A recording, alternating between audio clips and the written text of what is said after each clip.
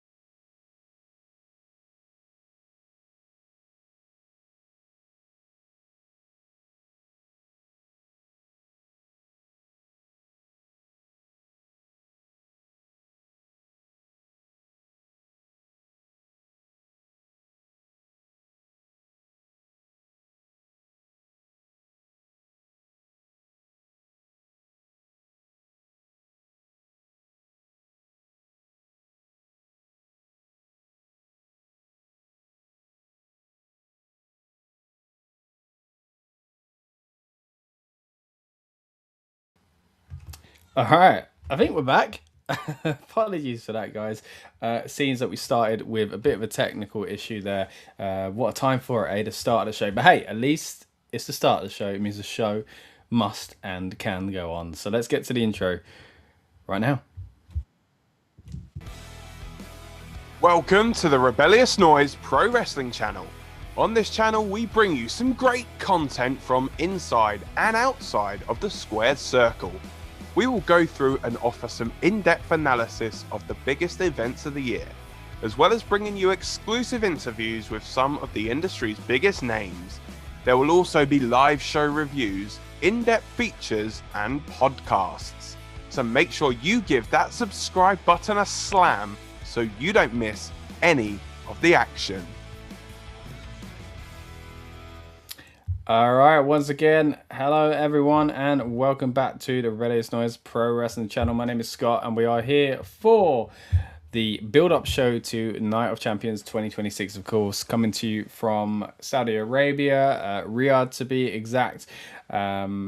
Looking forward to this show purely because it's it's a reasonable time for us here in the UK to watch, and also it's got 6 matches. Can you believe it? I'm looking forward to having Lucas on later on to see his reaction to that. Again, it's not something we tend to get right on PLEs from WWE these days, but looking forward to it nonetheless. Will that 6th match make the difference as far as excitement goes? We'll have to wait and see. It's always interesting to see how they do these I guess international PLEs these days. As always, it's always hard to tell, even from the card, whether or not it's going to be seen as a glorified house show, if it's going to be something that has storyline progression, and then even still bringing it back to the US shows at the moment. They're not exactly blowing us out of the water as far as storyline progression goes. I think there's been some decent matches on shows recently. I know there was a big debate within the Rebellious Noise Pro Wrestling team chat after Clash in Italy, as far as, again, that exact sort of thing. Nothing really happening. I did feel like a good amount happened as far as, there were good matches, and so Ruka winning the title, for example, that's a bit of progression there, right? But yeah, I know some of the other guys just felt like they wanted more from it. Will we get more from today's show? We'll have to wait and see. The countdown show has just begun, but again, due to my technical issue, I seem to have lost everything. I've been logged out of every single website. I don't know what's gone on there, but hey, we'll try and keep things moving, and I'll see if I can just kind of get that up before we continue, just so I can kind of keep checks with what's going on with WWE's own kind of build-up show, if you will, the countdown show. Which, look, we always say it's not ideal when they don't have matches on. Now they're not even there; they're in the studio. It's one of those ones which really disappoints me. Hey, look, I like a studio format show. Don't get me wrong, but yeah, a little bit different. And they also didn't do the kickoff show. They did like a preview show, which for us was at like 4 a.m. or something like that. Yeah, it just seems they can't settle on what they want for their formats, you know, before PLEs and stuff like that. I really enjoy those kickoff shows. Look, we didn't do our weekend kickoff that we usually do, don't get me wrong, but yeah, WWE kind of experimenting with that kickoff for a while, and it seems like they're starting to phase them out, which is, again, a real shame. I actually really enjoyed them. I enjoy coming on here, chatting about them with you guys. But on the countdown now, they're talking about the Queen of the Ring. Again, another thing they can't seem to settle on is whether or not this is Night of Champions or the King and Queen of the Ring. I mean, last year it was Night of Champions again. I like King and Queen of the Ring being its own show, but I can understand why putting them on a show called Night of Champions makes sense as well, especially now that they tend to get a belt with it. We're looking at the contenders for the women's here. I mean, it is Liv Morgan again, who won last year. Now I'm thinking of the Crown Jewel Championship where they get the belt, of course. They just get the crown, which, yeah, rightly so. But yeah, they didn't really, I don't think they really mentioned it at first, but they definitely have recently talked about how, you know, they get a title shot at SummerSlam. So I'm sure that's going to come into our predictions as we make our way through this show. If you're new here, my name is Scott. This is the Rebellious Noise Pro Wrestling channel. And what we do is break down the card, get you hyped up and in the mood for the PLE. And look, I'm trying to get myself in the mood as well. It's been a while for me with WWE. Even with the last PLE, I've been in and out of watching wrestling for quite some time now because of just a lot of life commitments getting in the way, essentially. But well, I've dipped in. I've liked what I've seen. Some things more than others, but I'm looking forward to today's show. Hopefully, being one that gets me back into I get a bit of a rhythm. Hopefully, as far as watching WWE goes. Let's get to the card itself, though, and let's talk about it in a bit more detail very soon as well. As I say, we'll have Lucas join us in a bit to hear his thoughts and feelings on the card and his predictions. But let's just run down the card first of all. Night of Champions, we've got to start talking about a champion in Trick Williams. He's going to be defending the US strap against Ricky Saints, a match I'm really looking forward to just for the fact it's so fresh on the main roster. Really does feel like things are kind of going in a new direction as far as talent goes in WWE at the moment, so that's a real positive for me. A lot of that were just nowhere to be seen just a few months ago. I say nowhere to be seen, or on other shows and other companies, but as far as the WWE main roster goes, it has kind of been shaken up to give some credit. Looking forward to that. We've also got Liv Morgan versus Iyo Sky. Again, we've touched on this a little bit a moment ago. It's being highlighted on the WWE Countdown show as we speak. This, of course, is not for championship. You see the World Championship around the shoulder of Liv Morgan in that image. Actually, for the ring.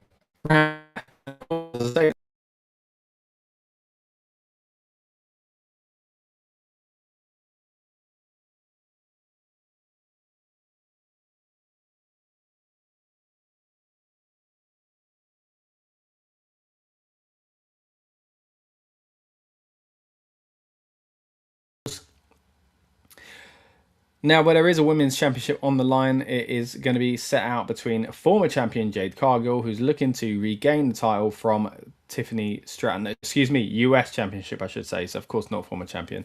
Looking to get it for the first time, I should be saying, against Tiffany Stratton, who also is holding this for the first time.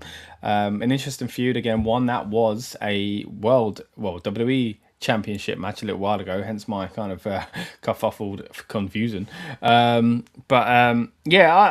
I think this is probably the level this feud should be at, and I've really enjoyed seeing what's going on with Jade Cargill and a kind of stable. So yeah, let's see where that goes. Moving away from the championships for a little bit, really weird to have a non-title match on Night of Champions, but it's a big grudge feud that's been going on for some time. Seth Rollins facing off against Bron Breakker, this time though in a steel cage match. Again, something I'm looking forward to here, even if it doesn't really fit the format of the show. I know it's not the first time though, I'm pretty sure last year we were talking about how there were non-title matches on there. Again, King and Queen of the Ring, I can get that. But putting on matches that aren't even championship matches doesn't really make sense to me. But at the same time, look, they've had PLEs in the past based on match types. They still do Money in the Bank, and they're still non-Money in the Bank matches, right? So maybe it shouldn't be seen as such a big deal. But that is our non-title match, which maybe makes it feel a bit more special. Then we've got a King of the Ring finals match, Oba Femi versus Jey Uso. And I just want to say, first of all, I'm just so glad to have King of the Ring be used again. It's one of those things that have been in and out of WWE over the years, and when they do bring it back, it doesn't tend to last so long. This is probably the longest spell it's had in quite some time, so I'm really excited to see it continue and it be used in this way again. A championship title opportunity match comes up. What am I saying? A championship title. I said about 4 different things there, trying to say the same thing at once. A championship match, a title opportunity. There we go. For the the winner of the tournament here as well, and it does just it does seem to be pointing in one direction for me. But we'll get to that again in a little bit. Main event, though, you'd imagine this is going on last. Gunther versus Cody Rhodes and Sami Zayn, a triple threat match for the WWE Championship. This is going to be a really interesting one because, of course, there is a lot going on with Sami Zayn's kind of relationship with the fans at the moment, and of course he's very, very loved in Saudi Arabia, so it'll be interesting to see how they react to him and how he reacts to them. He might come out and kind of do a scathing heel promo and get annoyed at the fans and kind of get them against him quick. I don't know, that's a typical thing when the wrestlers tend to go to markets they're liked in, or hometowns. Of course, it's not his hometown, but as I say, it's a market that really does kind of get behind Sami Zayn. So maybe that's what they decide to do. Anyway, want to know your thoughts on the card overall, and we are about hour and 45 minutes away from the PLE beginning. In just a few moments, though, I'm going to be joined by Lucas, and we'll break down the card in further detail and give our predictions as well. Also, on top of that, we've got our more content on this channel, I was going to say, where you can see more from the Rebellious Noise Pro Wrestling team, interviewing someone who's on the WWE panel at the moment, and that is Big E. We've had a great conversation with Big E in the past. We've also had great conversations with the likes of Bailey, and also with people like Rhea Ripley as well. So if you haven't already, please subscribe and check out more of our content. But as I say, I do want to know what you guys think is going to happen at this show. Will there be a crowning moment that goes beyond just tonight? We're looking at a highlight package here of Stone Cold Steve Austin beating Jake the Snake Roberts in the final of the 1996 King of the Ring, where of course come well, at least a few more months in 1997, he really explodes into arguably one of the biggest, or the biggest, one of the, certainly one of the biggest, but arguably the biggest kind of most over talent in WWE history. Look, I say arguably, I know there's some other big names out there, but my goodness, did Stone Cold explode after his King of the Ring win. We're looking at some other examples here. Gunther holding the crown, of course, he's in the title match tonight. Bret Hart, we saw Wade Barrett there as well. Again, I've always really, really enjoyed the King of the Ring. It's a shame it's not a PLE in itself. But as I mentioned just a moment ago, I'm talking about Night of Champions and having non-title matches. Sometimes on the King of the Ring, it would be basically just the King of the Ring tournament. Sometimes it would be non-King of the Ring matches. I mean, I know there was a lot going around a few days ago about Shane McMahon versus Kurt Angle, that incredible street fight, I think it was, that they had 25 years ago now, 2001's King of the Ring pay-per-view, as it was known at the time. One of my absolute favourite matches from that era. I thought it was so fun, so entertaining. I think if I watched it now, I'd probably wince a lot more because I'm older and wiser. But back then, I just wanted the hardcore, brutal stuff. And my goodness, was it hardcore and brutal. Nice to see Shane McMahon talk about that on Twitter a little while ago as well. Say that he'd had a conversation with Kurt and kind of, I guess, celebrated and reminisced over that. So really, really nice to see that. But as I say, it's all about this year's King of the Ring, 25 years later. Who won that year? I think it was Edge, right? Was that the year that Edge won it and he had that ridiculously oversized trophy that he made Christian carry, or Christian wanted to carry it, I think, because he kind of wanted to look like it was his trophy. And of course, it led to their split. Was that 2001, 2002? Let's have a look. Edge, King of the Ring.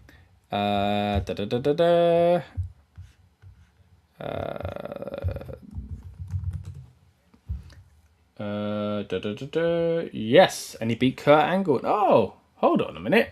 How could Kurt Angle have faced Shane? That was 26 years then, because that must have been 2000. That Shane versus was that because that was at King of the Ring? No, wait, it was 2001. What? Kurt Angle didn't have a final, did he? What? I need to look that up. That's really confusing. This is the thing with Google AI. It just tells you, spouts out things, and you're like, are you telling me the truth there? Are you sourcing around the website? All right, what was the card? Kurt Angle really did. I don't remember that. Kurt Angle had 3 matches that night. What? I have no memory of that. I do remember Edge beating Kurt Angle, and I do remember, and he beat Christian to get there. Funny enough, on that same night, and then what he? All right, so 8 minutes 51. He had a semi-final match against Christian. Then he lost the King of the Ring in 10 minutes and 20 seconds. And then he beat Shane McMahon in 25 minutes and 58. What an incredible night. Man, I mean, I know, yeah, like I said, that the tournament used to have several matches on the card from that tournament. So you did used to get semi-finals into finals and stuff like that. But, so having, wrestlers working 2 nights then was impressive anyway. But I didn't even think that Kurt Angle wrestled 3 times, and the third time was one of the most brutal matches of that era against Shane McMahon. My God, I mean, I'm sure they played into it in storyline. Definitely would have done at the time. Maybe Shane even cost him. I don't even remember, but I remember Edge. Yeah, so it was the year that Edge won it. Oh man, we've gone all around the houses there, but that was a nice little trip down memory lane. But yeah, big fan of the King of the Ring. Queen of the Ring as well. Really cool to see what they've done there. Of course, it started as the Queen's Crown. Selena Vega won it a few years ago. But yeah, I'm glad they're calling it the Queen of the Ring now. And I like the crowns that they've got now as well. I think they're pretty cool. They are on a little break on the Countdown show at the moment, says we'll be right back. So again, get your comments in, guys. Let me know what you think is going to happen at King of the Ring. At King of the Ring. Too much talk about King of the Ring as a PLE at the Night of Champions tonight. What match are you're most looking forward to seeing? 17th international show in Saudi Arabia. They've just said on commentary. Oh yeah, and WrestleMania's there, isn't it? Is that next year?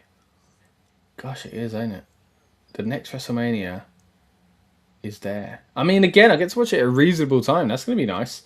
I saw Cody Rhodes in London really hyping up the crowd recently, talking about WrestleMania coming to London again, as they seem to tease us a lot. Of course, there was that image a little while ago of Nick Khan and Sadiq Khan and Triple H with that mini title. And they were talking about WrestleMania coming to the UK then, or coming to London specifically then. Of course, John Cena got the rumours flying around a few years ago. Drew McIntyre done the same thing at shows here in the UK as well. Yeah, I mean, it's got to happen. If it's going to Saudi Arabia, it's got to come to us eventually. I mean, saying that, looking at the World Cup, that should be over here by now, right? 66, the last time England held a World Cup. Ridiculous. Anyway, let's move it away from football. Let's bring it back to wrestling. We're looking at Sami Zayn now, talking about his current awkward situation, right? He's branded himself as the last good guy. He's getting involved with Cody. He doesn't like Gunther anyway. I think I like the way they set the storyline up. I don't want him to win the title though, I've got to say. I've wanted him to become champion for years now, and I know I'm becoming that group of people are becoming smaller and smaller, and I think that opportunity has become even smaller as well. But I want to see it as a babyface. Like, I don't want to see him become a champion as a heel. But at the same time, it's a ticking clock. It's got to happen at some point. Speaking of which, we'll get into my predictions about the card in a little while. When Lucas joins us, we'll run through his as well. But again, you are watching the Rebellious Noise Pro Wrestling channel. This is the build-up show for Night of Champions. What we do on the night of the PLE is to try and get you and us hyped up and in the mood for that PLE. So we talk last-minute rumours. We talk about the card. We break it down. Sometimes we get our friends from the wrestling media world to join us as well. So it's always a good laugh, and these shows just kind of go all over the place, but in a positive way, I feel. This one's going to be a bit of a quieter one. It's just going to be me and Lucas, but looking forward to having him on and hearing his kind of thoughts and opinions on this as well. And yeah, we'll break down the card in detail. As far as rumours go, I'm not really seeing much out there at the moment.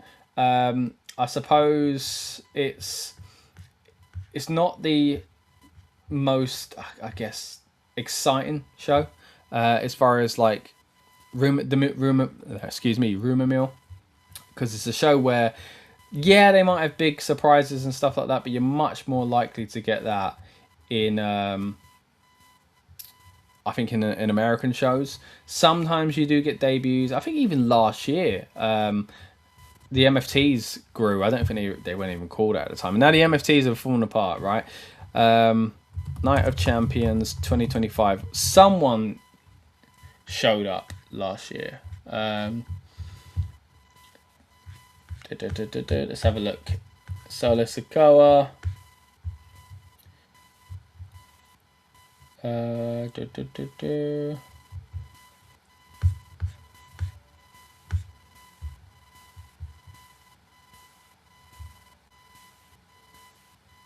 JC Mateo arrived, and a returning Tonga Loa.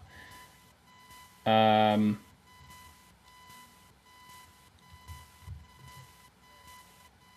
then Talatonga. Wow, it was a year ago. Okay, wow. And now that whole team's just fallen apart. They've been let go, and I found it really weird on SmackDown when they were like, the Elders get in touch, we're out. That made it seem like the Elders were like, I don't want you.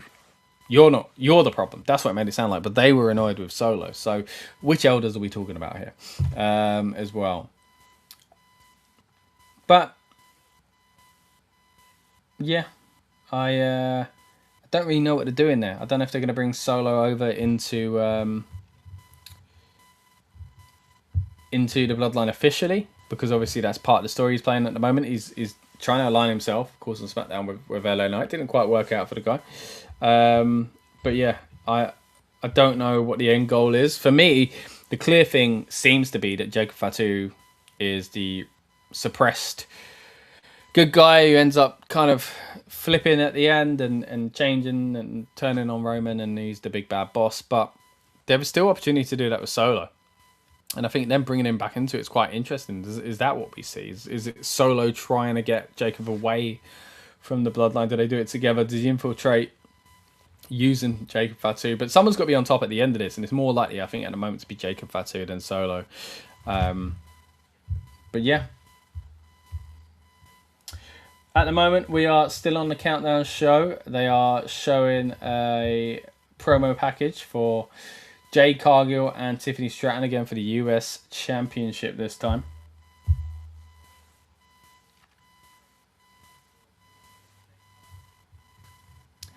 And if you're new here, again, my name is Scott. This is the Rebellious Noise Pro Wrestling channel. And if you want to know what we're all about, let me tell you. Welcome to the Rebellious Noise Pro Wrestling channel. On this channel, we bring you some great content from inside and outside of the squared circle. We will go through and offer some in-depth analysis of the biggest events of the year, as well as bringing you exclusive interviews with some of the industry's biggest names. There will also be live show reviews, in-depth features, and podcasts. So make sure you give that subscribe button a slam so you don't miss any of the action. All right, so once again, that is who we are here on the Rebellious Noise Pro Wrestling channel. Thanks for tuning in. Thanks for joining us. I hope you like what you see. We are looking to get Lucas on the show very, very soon. So hopefully he'll be joining us in a little bit. But yeah, again, welcome to the Rebellious Noise Pro Wrestling channel and our build-up show. It's not the countdown, it's not the kickoff, it's the build-up show for Night of Champions here as well. We will be breaking down the card very soon. We'll be talking predictions, but again, I want to know what you guys have to say and what you guys think is going to happen on this PLE, and what match you're most looking forward to as well. Again, there are 6 matches on this card. That's not something we usually see here on WWE PLEs these days, which is kind of frustrated us over the years, but we are going to get 6 matches tonight, and hopefully, I don't know if that means we'll get a longer show, but hopefully it means we'll be getting a more noteworthy show. Let's again run through the cards. So we are looking at again a few championship matches. There is still going to be one that isn't, of course, for a title, and that is the steel cage match. But hey, at least it's got some jeopardy in that sense. It's going to be exciting, I'm sure. It's a feud that's been going on for quite some time now. But let's run through the card itself. So again, Trick Williams versus Ricky Saints. We've also got with the US title on the line. We've also got Iyo Sky versus Liv Morgan. We have that, of course, for the Queen of the Ring. And again, the winner will go on to face a champion. It can't be Liv. She can't face us. Well, you know what? Iyo could win and call out Liv. So I guess there's that. But yeah, winner will go on to face a champion at SummerSlam. They are talking about this now again. It seemed at first they didn't really want to mention that, but now they are talking about it. Tiffany Stratton versus Jade Cargill in the US Championship match as well. Again, a title that Jade hasn't held yet, but I've really, really enjoyed what's been going on with her and her stable. That's for the US title. Again, we have this steel cage match, which again I'm looking forward to as well. This is a feud that's been going on for a while, but look, I got to be honest, it's not really been the most exciting one like lately. I think they've jumped into kind of just making it a bit messy, if I'm honest. I don't really think this has been the most clear feud. There's been things where Seth's kind of popped in and out of it. He's kind of still annoyed with, of course, everybody in the Vision. Of course, he cost the Vision tag team gold on Monday Night Raw as well. And of course, a part of that was Bron Breakker. But yeah, I just don't think it's been the most exciting feud. It's definitely not been anywhere where, what it could have been. Then let's hope the match pays off, though. We got Oba Femi versus Jey Uso. I think this is a match that so many people are looking forward to. I think this is only going one way. I won't spoil it just yet. But yeah, this is, in my opinion, only going one way. And then we've got Cody Rhodes defending the title against Gunther and Sami Zayn. Again, is this where Sami Zayn finally gets the gold? I don't think so, but again, we'll get to predicting that in more detail very soon. Luke's going to be joining me very, very soon as well. So once again, get your comments in. Let me know what you're looking forward to on this show. We're about an hour and a half away from the PLE beginning. So it'd be great to hear your thoughts on the card overall. And let me know who you think is walking out as a champion, or a king, a queen, or just someone happy about winning the cage match.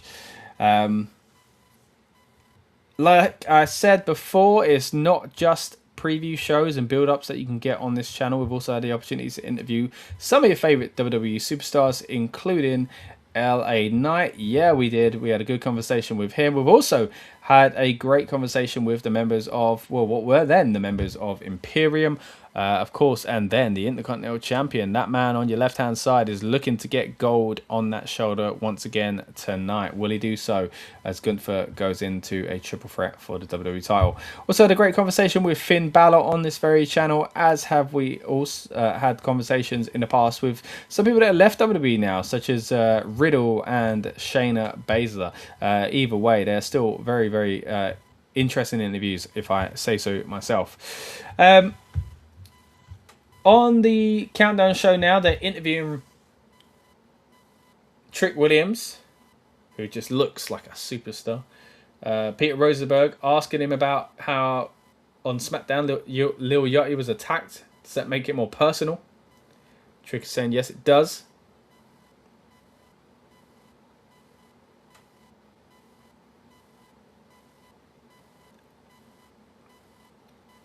He's saying Ricky Saints got his attention now. They were looking past Ricky Saints before.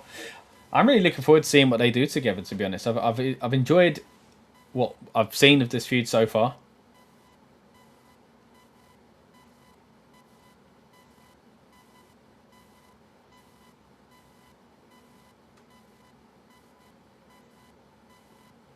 Biggie saying, is there any concern that you're too confident you might overlook Ricky Saints?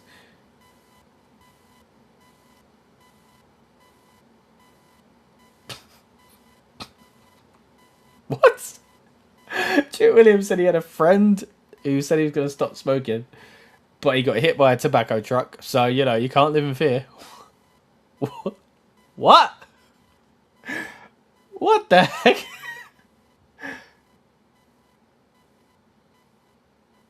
Okay. Right. Trick signing off. I mean, this is a good way to get people involved. They're back in the studio to interview people via satellite like they used to in the old days.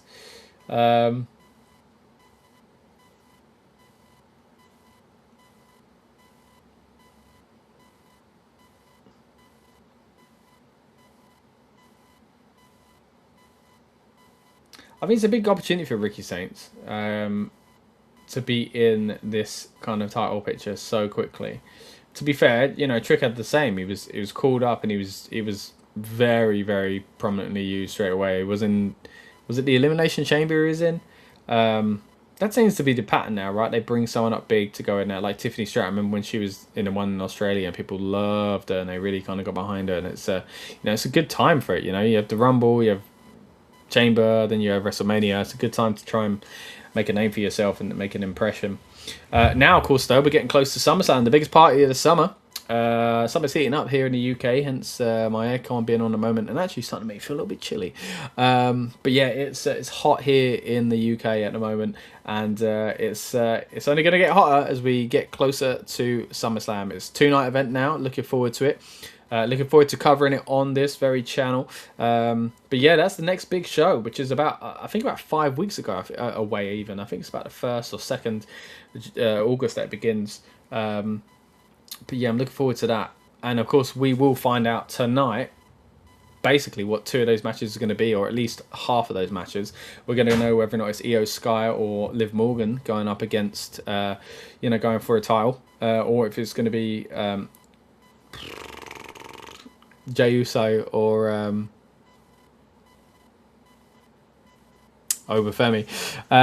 But on top of that, you've got the issue of who's going to be champion. But then which champion are they going to go after? So it's not completely clear. Look, I've kind of pushed it as much as I can. I think Oba Femi is becoming King of the Ring. I think that's an easy one to pick. And I think he's going after Cody Rhodes. Whether or not he wins the title at SummerSlam is something else. Next up, they're going to show the top 10 steel cage matches. Okay, some highlights coming up on the show very soon. Trying to think what my favourite steel cage matches over the years are. I always remember the one where Jeff jumps off the cage and Matt's pleading not to, and it kind of leads to a bit of friction between the Hardy Boys.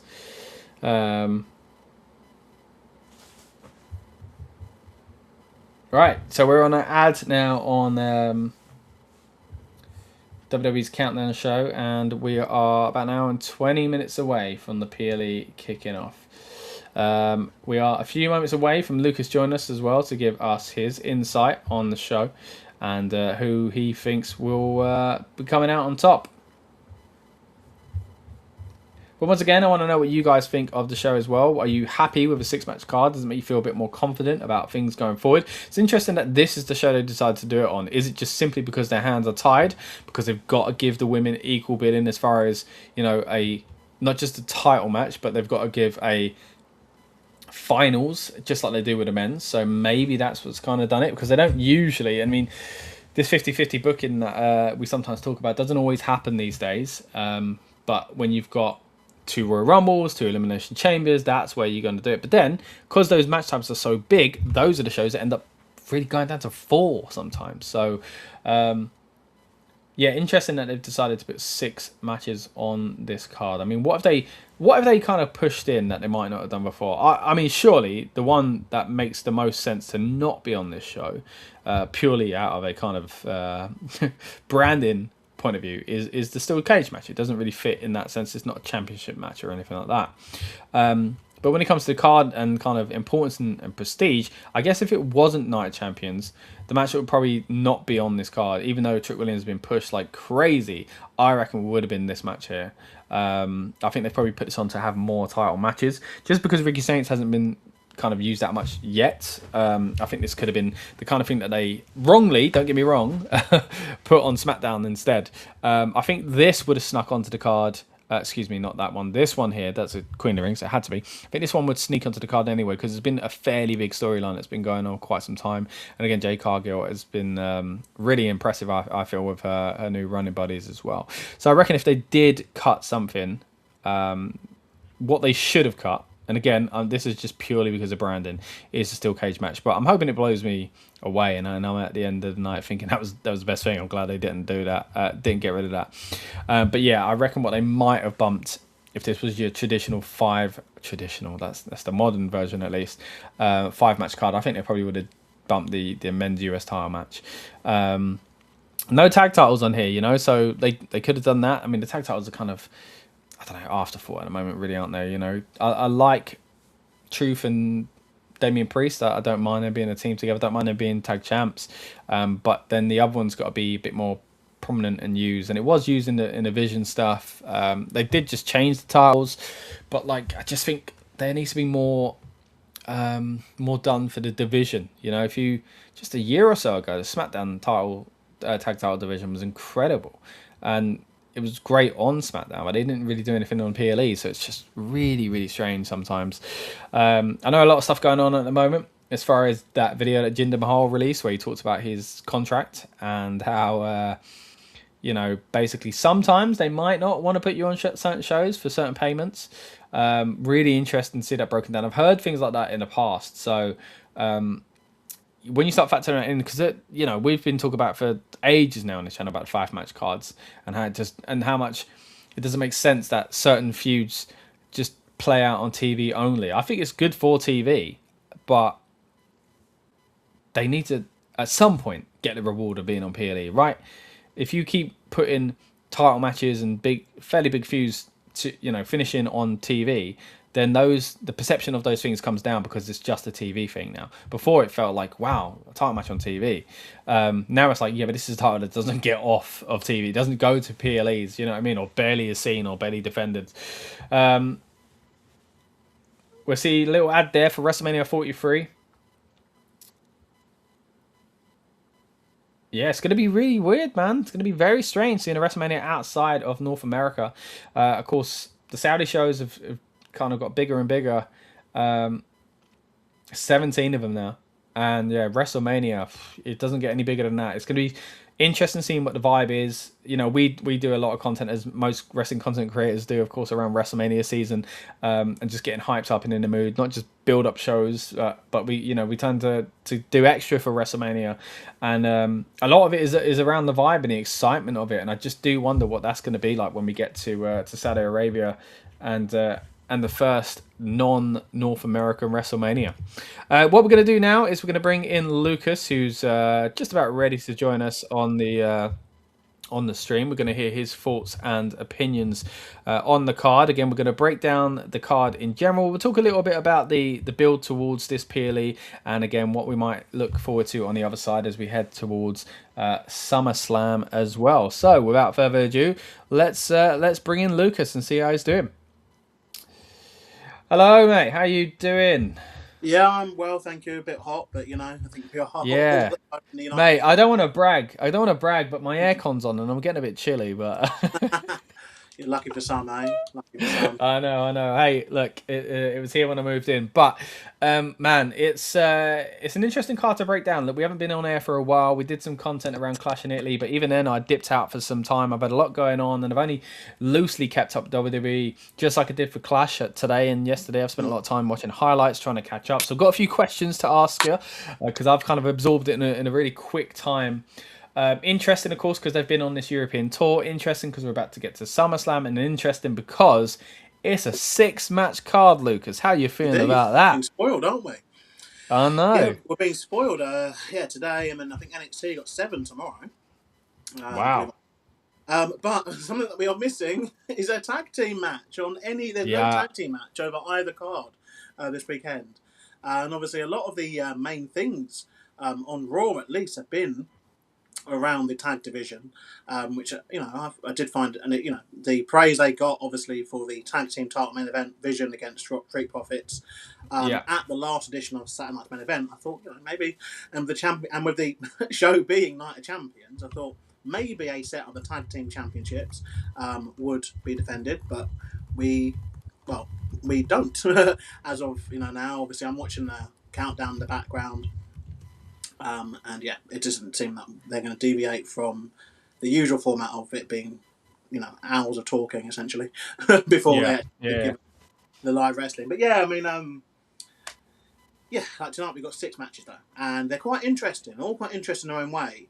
I think obviously they've centred the Night of Champions PLE around the King and Queen of the Ring finals, which obviously we discuss in detail very soon, as that has implications for what is at the moment, believe it or not, the next PLE, which will be SummerSlam. Yeah. Because I have not got a PLE in July. And so the start of August, in about 5 weeks from now, we will be at the biggest part of the summer. We'll be at SummerSlam. And the King and Queen of the Ring matches tonight will determine challengers for the male and female world champions. And I don't know if you've noticed, they have said that it's not of the brand of the person anymore. It can be whichever champion they fancy. I think we're seeing real relaxation of the brand split rules recently. I saw that graphic you sent in the group chat of SmackDown stars on Raw. Or was it the other way around? I can't remember now. But it was Raw stars on SmackDown. Yeah, yeah, that was it. Gosh, what a mess. But this always happens on the brand split. They get bored of it and they create. Remember when Raw was the Super Show or whatever it was called for about 2 years or whatever? It was a bit wild. Let's get into the card itself though, Lucas, because I think you've raised some good points there about the vision, about tag titles, about King of the Ring, Queen of the Ring going into SummerSlam as well. So they're bound to kind of come up in the predictions. So let's start out with a title match because hey, it is Night of Champions after all. Let's start with Trick Williams versus Ricky Saints. I was saying before you came on the air, I'm really excited about this as a feud because I think this is the early stages of it, unless they kind of take Ricky into a different direction very quickly. But I like these guys together. I think they mesh, and I was watching the highlights of them on SmackDown and their promo and when he hit Lil Yachty, and I thought, this feels fresh. It feels, these guys a year or two ago weren't around. Yeah, they were in other companies or they were within WWE's kind of other brand, NXT, but this makes you realise that to WWE's credit, there are some new stars coming through at the moment that they are pushing in a decent way, and it really is a nice little reminder of that. I'm looking forward to seeing where they go with this feud. I do think it's too early to be taking the title off a Trick and putting it on someone like Ricky Saints, even though I like Ricky Saints and I think he could be a credible champion. Trick's had it for a little while, don't get me wrong. He could lose the title in theory here, but it'd be weird to give it to Ricky so quickly. So a quick prediction on this one will be that Trick Williams wins. But most of all, I'm just intrigued to see where this goes and what story they tell to get to that next spot. The only thing that makes me think that's not going to be the case is that Trick is becoming a very, very big star, or has since it's been on the main roster. And maybe they feel like they need a bigger name than Ricky Saints at SummerSlam. So it's always hard to tell if these feuds are going to continue when you get a big show like SummerSlam or WrestleMania in the middle of a feud. So maybe that's not going to be the case. Maybe this plays out on SmackDown for a few weeks and then something, because as you say, it's 5 weeks away, maybe 2 weeks before, a bigger kind of fish to fry comes up for Trick Williams. No disrespect to Ricky Saints, and I think it could be him, and I think they could have a great feud, but I just wonder if they'll be tempted by putting in a kind of, a Sami Zayn, or I know he's just done the feud with Sami Zayn, but someone of that kind of ilk, that kind of size, to kind of make Trick seem even bigger. But what are your thoughts on this match, and again, the way this has kind of come together and where it might be going after this? Yeah, so obviously Trick is the Trick and Yachty thing is, dare I use this word, but it's cool. It's, you know what I mean? It's cool. It's current. It's the in thing. And I think they've captured lightning in a bottle where they've got a celebrity who really wants to give a lot to the business. And obviously, the most obvious direct comparison here is obviously someone like a Travis Scott, who really didn't want to put any work in. But you got Lil Yachty, he's been like part of the action. Do you know what I mean? And he's now I mean, he's a big. He that bit on SmackDown where he was basically saying like, I won't work for you, I'll work for him. Basically admitting like, as a big superstar rapper, like he's not just my mate and we run together. Like, I'll work for this guy. I'm his manager. He was like, I thought it was a really cool touch. Like he's really is willing to kind of make himself. Yeah, exactly. Credit to the man. And you can see why he bit back so hard at that meme that was going around about all the celebrities, and I get where that come from. We talked about that at the time with WrestleMania, the celebs around the table on that promo shot. I get that, and I think there's a lot of points in that. But you can 100% see why Lil Yachty was like, yeah, not me though, and I think he's really proved that since Mania. Yeah, I mean, in this one, I think that the bigger fish to fry still for Trick is to do the Trick and Carmelo feud in the main roster. And I'm also kind of surprised we didn't get that here. They've had the option with Melo. Like Melo's been sat there for months since he lost the title. On when did he lose the title? He lost it like Christmas time, didn't he? To Sami Zayn. Yeah. Did Sami Zayn? Yeah. I can't remember what order it all goes in now. No, it went Sami to Ilya, didn't it? Then Ilya to Carmelo, then Carmelo to who did Trick beat? Trick beat Sami, isn't it? Trick beat Sami, yeah. Oh yes, yeah. Sami did win it back, didn't he? Sami won it back off Carmelo. Yeah. Yeah, like really quickly, didn't it? It felt like Carmelo was supposed to be in the feud, and he was dragged out of it, and then, like say, kind of bubbling in this under the surface, in the background still. But there's still, and maybe it is to reward him, to be like, look, we did this, but it's because we want to give you two guys who have worked so well together in the past, you know, the big stage at SummerSlam. Maybe that is the case. Yeah. So so with that being said, I think that this is kind of like a filler match, you know, for Ricky Saints. Again, an amazing talent, someone who. Has quite a few programs he could run back, you know, from his time in NXT. Obviously, he wasn't in an NXT for too long a period before being called up, but obviously is known widely for his work in AEW. And as we all know, he is quite cushy with Mr. Cody Rhodes, isn't he?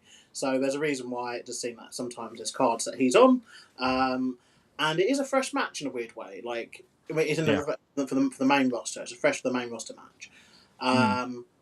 So it'd be interesting to seeing what reaction this match gets from the Saudi fans. Trick is so popular, and Ricky has been the bad guy here. So is this a way of turning Trick babyface, which might also explain why they've called off on doing Carmelo against Trick?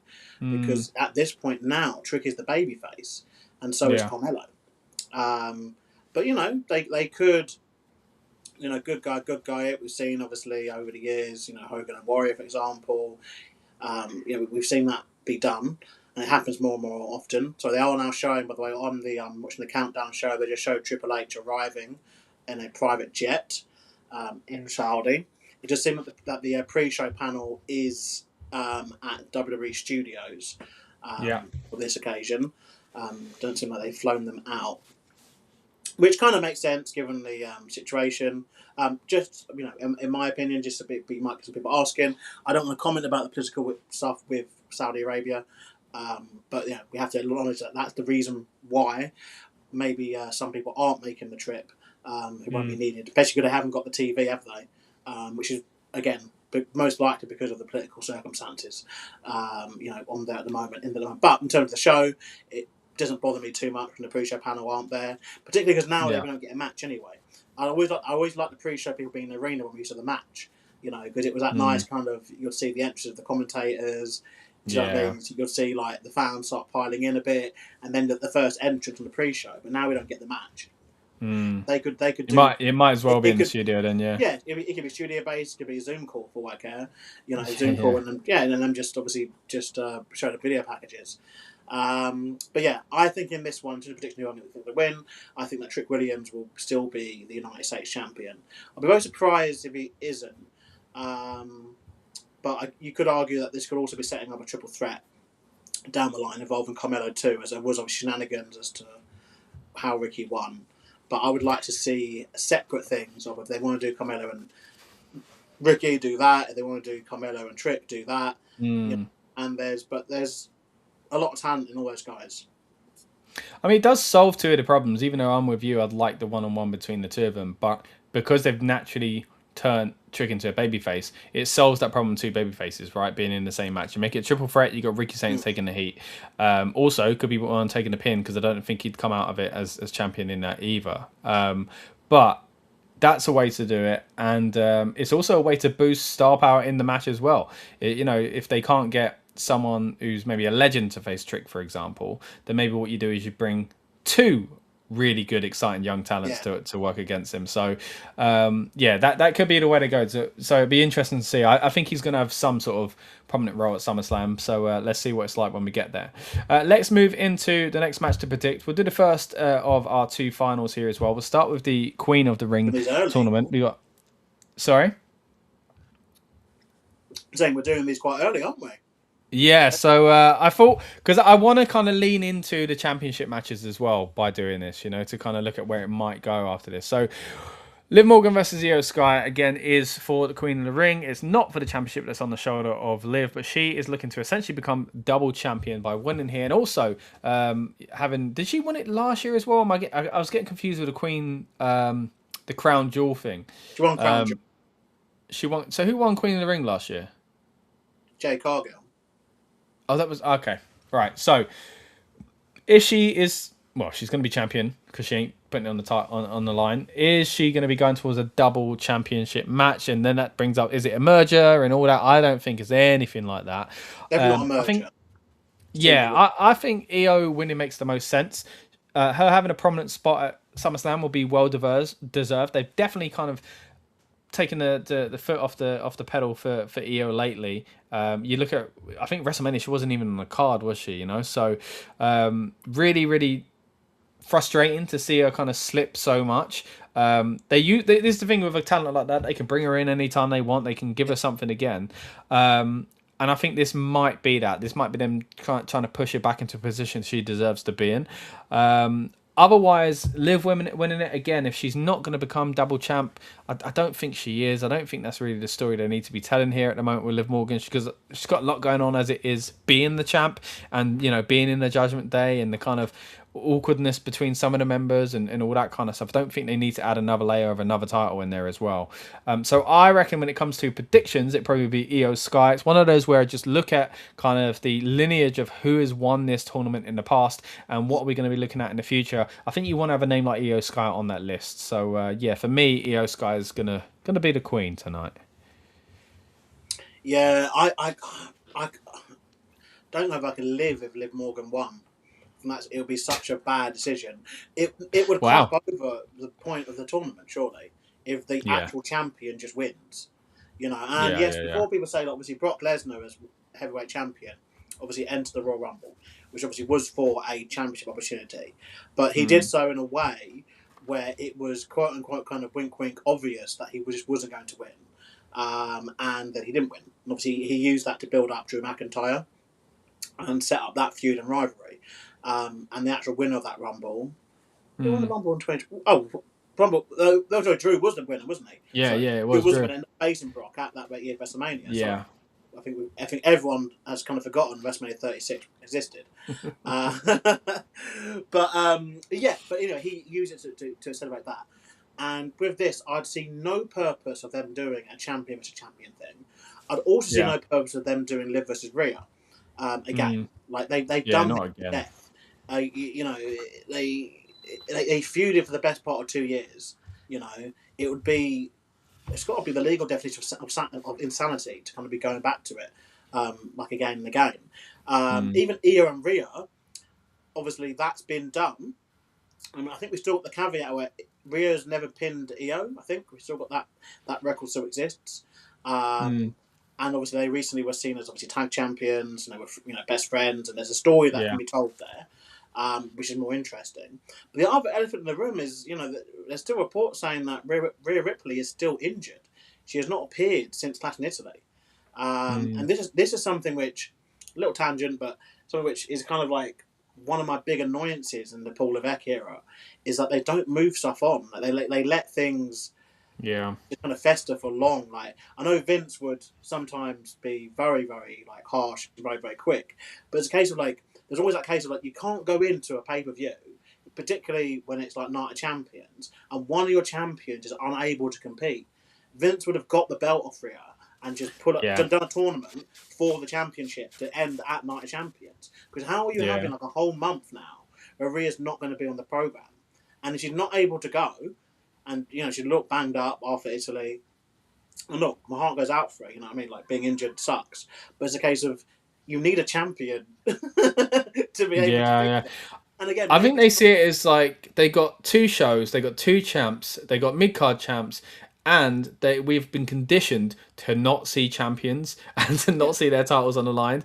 And I think they feel like they can get away with it for that reason. Whereas in the old days, you would have had, like title changes all the time and titles always visible. And there were problems with that as well, don't get me wrong. But I agree with you. I think leaving it up in the air, look, if they're just hopeful that what they booked is still going to happen and she might be able to make it back and all that kind of stuff, so be it. But sometimes it just doesn't work in that way, and it ends up making you think we could have dealt with this a long time ago. Yeah, it's just very, very peculiar. I mean, if you look at, I know obviously she's not as high priority as like Rhea Ripley. If you look at Nikki Bella, obviously she was injured before WrestleMania, and they made the decision to obviously change, and they went the direction with Paige and Brie, and I believe Nikki is cleared to wrestle, and they haven't as yet returned her to the main roster because they're happy obviously riding out on obviously Paige and Brie as tag champions, and obviously will most likely bring Nikki Bella back into the story later on down the line, and that makes sense to me. Because if you need the moment at Mania of obviously getting the new women's tag champs, and it was meant to be the Bellas. Everyone and his dog can see that. Like, we're not idiots. It might be the Bellas. It couldn't be the Bellas, for unfortunate circumstances. And it's a case you need to move it on. Like, you can't just hold off. And again, down the line, they will probably do the Bellas. The Bellas are definitely going to win the tag belt at some point. Yeah, hopefully. Yeah. But it couldn't be at WrestleMania this year. Maybe WrestleMania next year, for example, or even later, or maybe if she's cleared to wrestle, maybe even SummerSlam. Maybe that's something we go down. But anyway, in terms of this, it's like it feels very safe. This is another issue. WWE is very safe at the moment. Do you know what I mean? You're going to matches, like you said. You're going to Iyo and Rhea. It's been done before. We know it'd be good, but that's no. Oh, here we are. Yeah, it's not the question. They just confirmed, by the way, as well on the countdown show that the two finals of King and Queen of the Ring are going to be the first two matches. Wow. Live on ESPN. So the show will. Wow. I don't know if it's which one it will start with. I'm actually assuming it might start with the men's King of the Ring final. Actually. Yeah, I got a feeling that as well. Yeah. Just because it's a bigger entrances, isn't it? But yeah, that's huge. So we now know that we will start the evening. Wow. By crowning these champions. To be fair, you were right then putting this in the position, as it may end up being the second match of the card. But yeah, that's quite big. It does seem that obviously they are going to go a different direction than the main event. Yeah, I mean, I wonder if it is because of that option to tell that story moving on, especially with the men's one, it really does seem clear because, like you say, Rhea's not there, so they can't really do much with whoever wins there. But the men's one, they could certainly kind of end with a face-off, for example, or something like that to make it kind of clear, which would be pretty cool. But Michael Cole is not ready. Did you see that? He looked completely out of it. That was what a face. We'll get to that title match in a little bit, but and also to the King of the Ring as well. But yeah, I think Iyo Sky, like you say, is a safer bet. It will be an interesting and a fun match. But they could have done something a little bit different here. I just purely for the accolade of Iyo winning, I'm fine with it though. I'm fine with it just so that Iyo has this on her CV and Iyo is on the list of queens as well. Let's move into the next match to predict then. And we will move into a championship match again. We're going to talk Tiffany Stratton versus Jade Cargill. Now, when I was talking about this earlier on before you came on the air, Lucas, I made the mistake of slipping into saying this was for the title, and then I realised, no, of course it's not. It's for the US title. And I kind of made this point that this is probably the position. For the, yeah, it kind of slipped my mind. I was kind of just talking about it, and I was like, yeah, Jade, former champion. I was like, hey, no, Jade, no, she's never held that. That's the point. This is falling down. Yeah. Former champion in the get. Oh, and I was like, oh my gosh, I forgot this is for the US title. Tiffany's not the WWE champ. But yeah, it kind of slipped my mind because this was a WWE title feud. And I've said before, I felt they just both weren't ready. They kind of exposed each other and it didn't really work. This time, I'm way more excited about it. I'm happy for the position it's in on the card. And I've really, really liked what Jade Cargill's been doing lately with her little stable as well. I think it's a positive for both of them. I think this should be a win for Jade Cargill. I think now that she's got the stable and she's looking strong in that sense, she needs gold around her. So what that does for Tiffany, maybe she goes back up to the main event title picture sometime soon. I don't know. Again, this is where it does become hard to predict these things because it is in SummerSlam season. So it have to start looking like that, not just kind of long term. You need that short term fix of a big marquee match as well. I think this is another thing, I think Vince was good at, is to build up multiple people and just do these big matches. Like, it just seems like only one person's allowed to ever fight the champion, and that has to go on until it finishes. And that could be a couple of weeks, could be a couple of months. And especially when you say we're dealing with, people miss pay-per-views now. You're a main champion, you'll miss a PLE. And so if you have, let's say you have 4 title defences, that could be a 6-month title reign. You know, you defend it once on TV, once on the Saturday Night Main Event. They put you on SummerSlam because that's like the one where they can go, okay, well, there's 2 nights, so we've got to try and get you on, and then you lose the championship on some random SmackDown. You know, that could be your entire championship run. That's been 6 months. You know, no, it's no Bruno Sammartino, that's for sure. But I agree. But yeah, so obviously it's weird, interesting. So obviously Jade Cargill did win Queen of the Ring last year. Yeah, you're right. Tiffany Stratton at SummerSlam was unsuccessful on her first attempt. She then obviously defeated Tiffany Stratton at Saturday Night's Main Event, the same one that CM Punk won the World Heavyweight Championship in the main event versus Jey Uso. Which is another interesting one because obviously Jey Uso is in the men's King of the Ring final tonight. But this weirdly feels fresh now because I think, like both people feel more ready. Obviously, Tiffany's also got the addition of Chelsea Green is hovering. She's hovering. She's doing something. Yeah, why? And we need to figure out what that is. So there's that. That's quite interesting. You've also, obviously, like I said, Jade's got her stable. And I do think that they probably do need to get a victory here. But I also feel that because I know they're very, very strong, and they should be, on Fatal Influence, that there is potential that, you know, JT Jane may end up being the person to dethrone Tiffany down the line. And I'll also be down for that. So there's quite a lot of interest in this division now. Like if they play their cards right, they've got a large number of people who could be going into this division and, you know, just mixing it up together. Like so you've got Fatal Influence, you've got Tiffany Stratton, Chelsea Green, Jade Cargill, and obviously her stable, which I think the stable needs a name, by the way, now.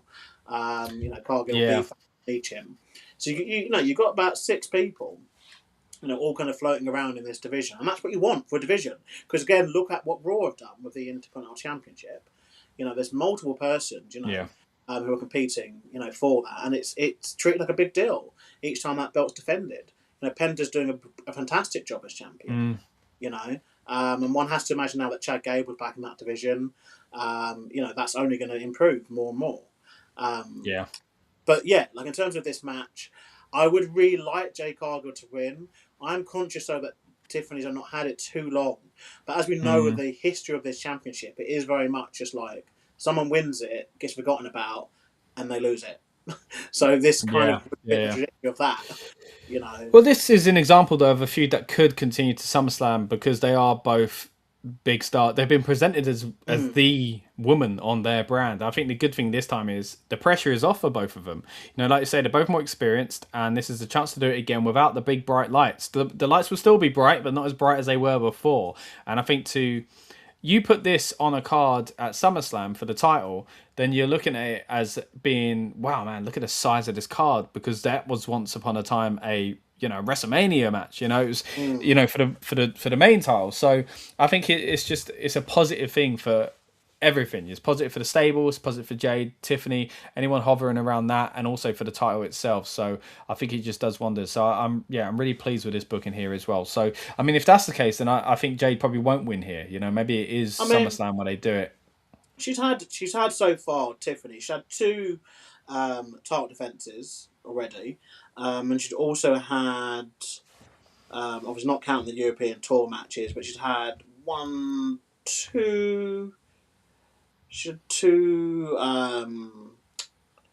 Sorry, she's lost all 3. Damn. Okay, she had 3 tag team matches, you know, on SmackDown over the past month, and she's lost all 3. Quite interesting.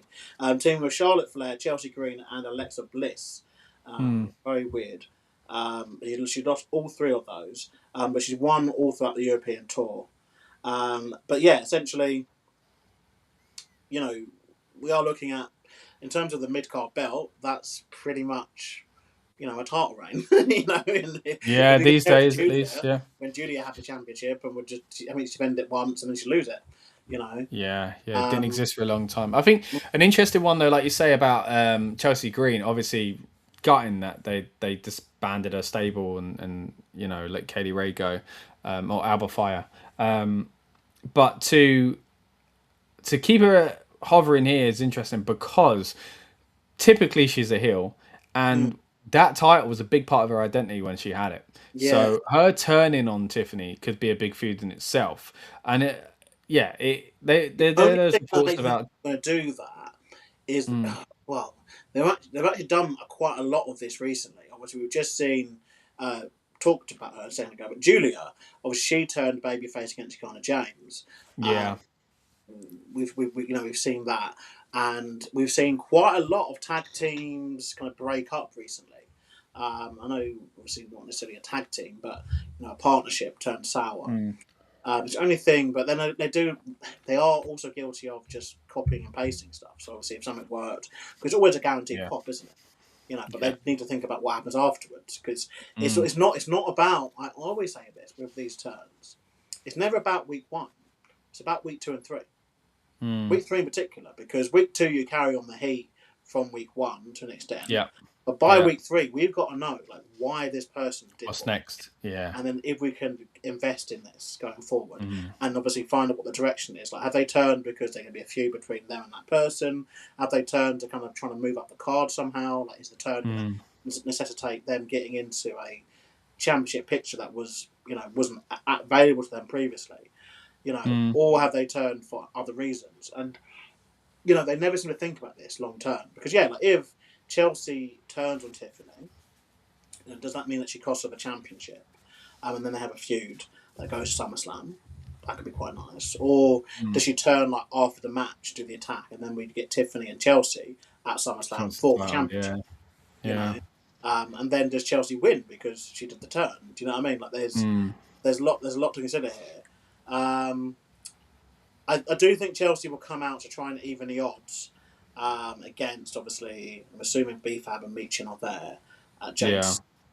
But they've got to be careful, because there's another match on the card that I feel will have quite a lot of interference, which we'll get to shortly. So they've got to be careful they don't kind of copy and paste. Yeah. Passionately, one of my bugbears of it was that I think there were 3 matches where it was, the rope I think. Unbelievable that they didn't stop that. Just so strange. We've got, all right. We had multiple dodgy referee angles and stuff. So much of it, especially on a short card as well. It's really noticeable on a short card. It's really, unlike obviously, today we've got a bonus match. It feels extra special, doesn't it? It does. This match with 6 matches, but still, we don't really see the same thing over and over again. My prediction for this one, I'll go with Jade. I think that's a fresh option. She's ready to get this, and I think that does make her a women's Triple Crown champion, doesn't it? I think as well, because she should have held the tag championships, the women's world, obviously, and now obviously a women's mid card belt. So I think that'd be a nice thing to do. Very quick. That's very quick. So but I think it makes sense. I really do, and I think it's strike while the iron's hot with this stable as well. I think they got to put some gold in it. So, all right. Speaking of gold, we're now going to move away from gold. It's the only one where there's not a title on the line or some sort of accolade, at least, other than I won. Seth Rollins versus Bron Breakker in a steel cage match.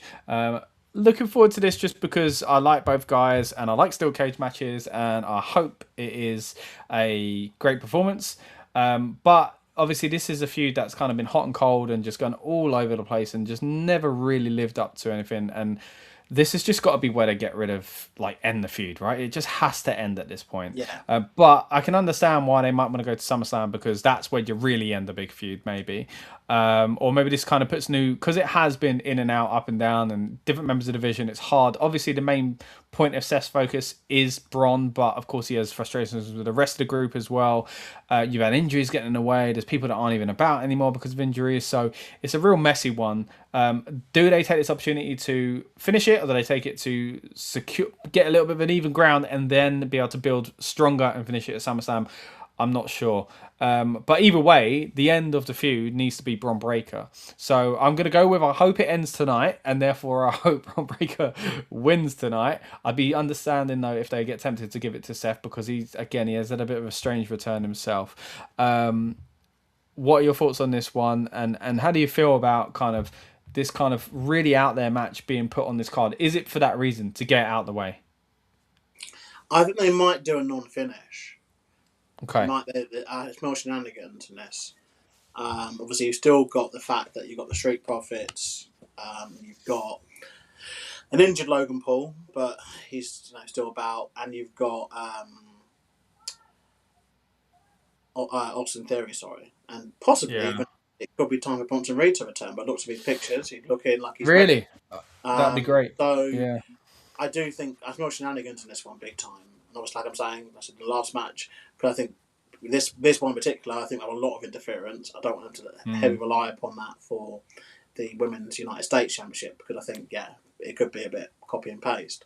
But I kind of get a vision, mate, pardon the pun, of Braun spearing Seth through the cage, and them doing a thing where like they're both out of the cage. You know, who's out the cage first? Like, now there's no structure. You know, the typical kind of WWE kind of bollocks way. Yeah. There's no winner, no referee can decide, because Seth technically went through it first, but it was a move that Braun did, and now they can't continue. They're hard to pull off those, man. So it'd have to be perfect. Yeah, I mean, they have a track record of doing these things like quite decently. I struggle with this. I actually struggle with any modern WWE cage match. I think the pinfall rule is ridiculous in a cage match. Yeah, I love the escape. Like, you know, I'm not Jesse Ventura levels of hating it. Yeah, but, yeah. You know, I do think it's been used weirdly, to say the least. Obviously, we saw Jacob Fatu return, obviously, thanks to getting involved. Like I find it very weird, and I don't think Braun should be pinned by Seth, but I don't think Seth should lose. It's because again, he hasn't had the best return, you know, since he's come back. But that's what makes it tough. He's someone that he can brush that off, can't he? I think he can brush that off and bounce back. So it may not be needed. So if it is the end, then Braun can win. But I'll go with Seth to win, I think, or a no decision. Okay, I think no decision is a good call.